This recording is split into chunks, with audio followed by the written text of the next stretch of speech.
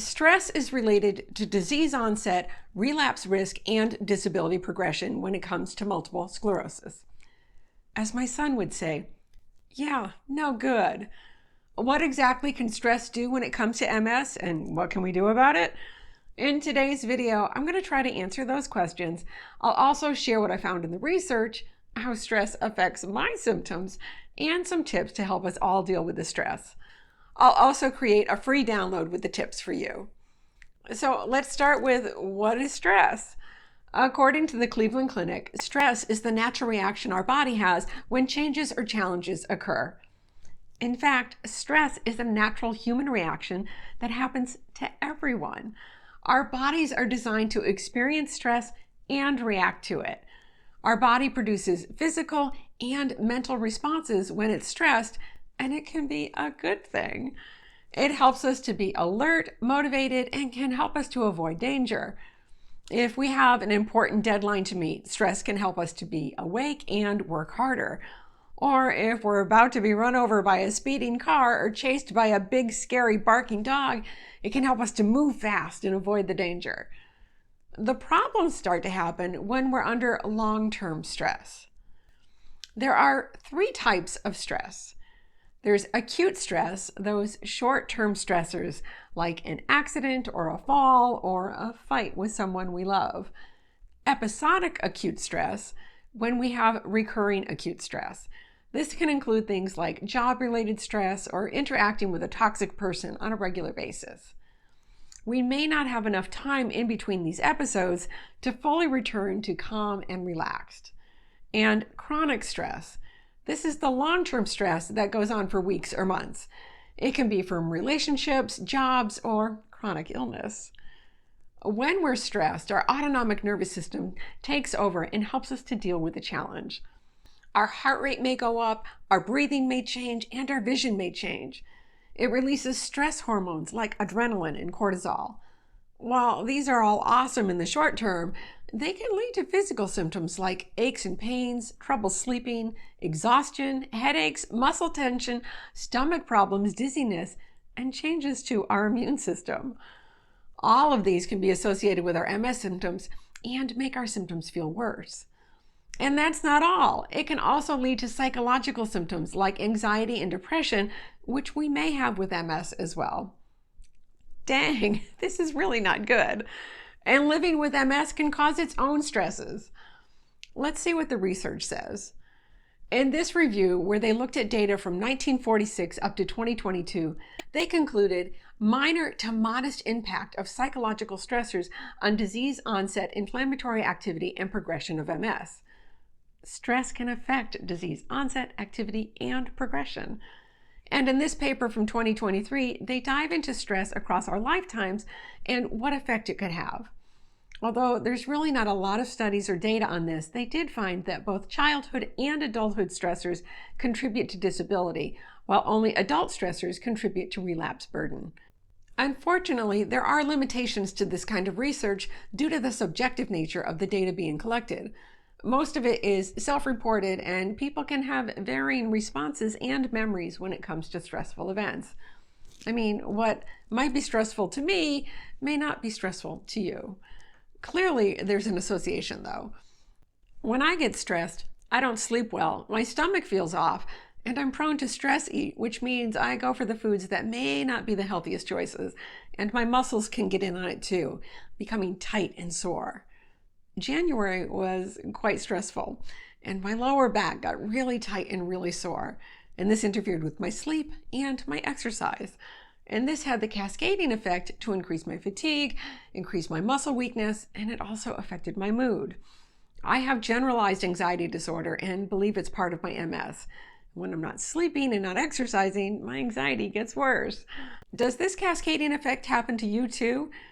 Does stress bring on one symptom and then another and then another? Let me know in the comments below.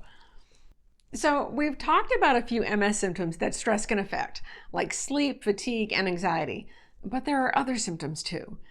In this article by Healthline, oh, and by the way, I really like Healthline as a resource as they tend to cite lots of studies and good ones.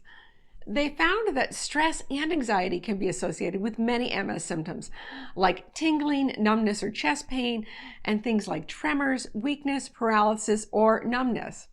You're probably saying to yourself right about now, Vickie, that sounds awful. And you're not wrong. It can be awful.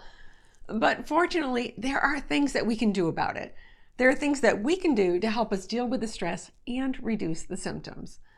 One of the most studied ways to deal with stress is through mindfulness-based stress reduction, or MBSR.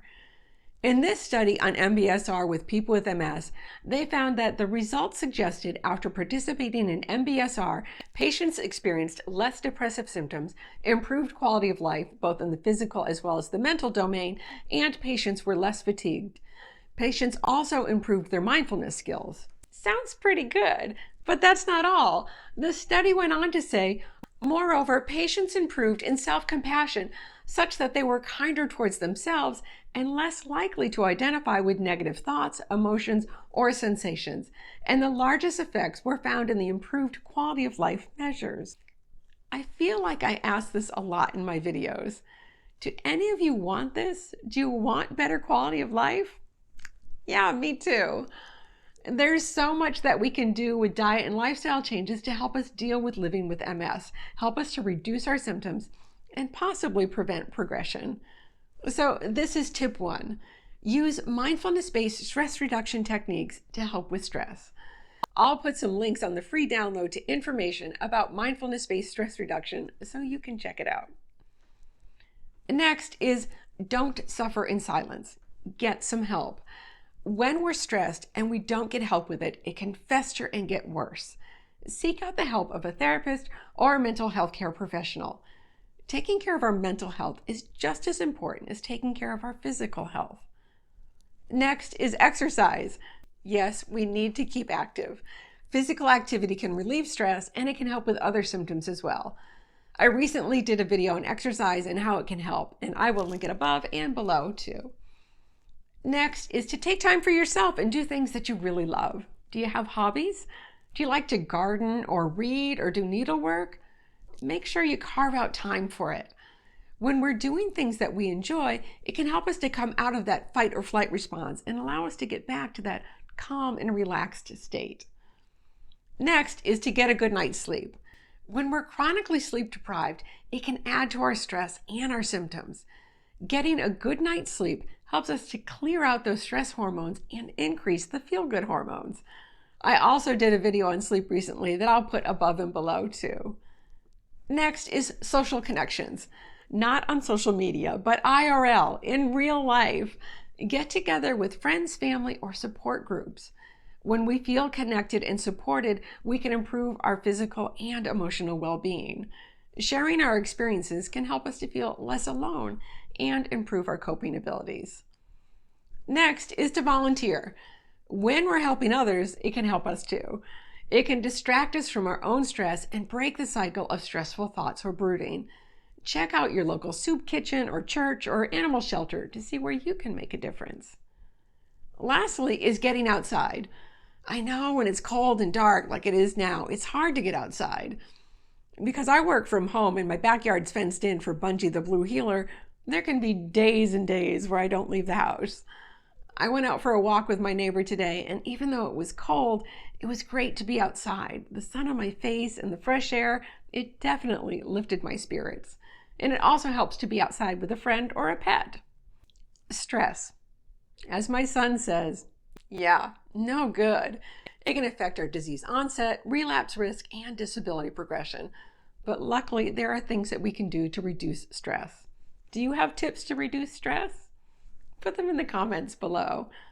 If you enjoy content like this, could you please do me the favor of sharing this video and sharing the channel? It's so helpful to me and it helps the channel to reach more people. Thanks. See the link in the description and in the comments to get your free download of these stress reduction tips. To see more on living with MS on bad days, watch this video next. And until next time, be well.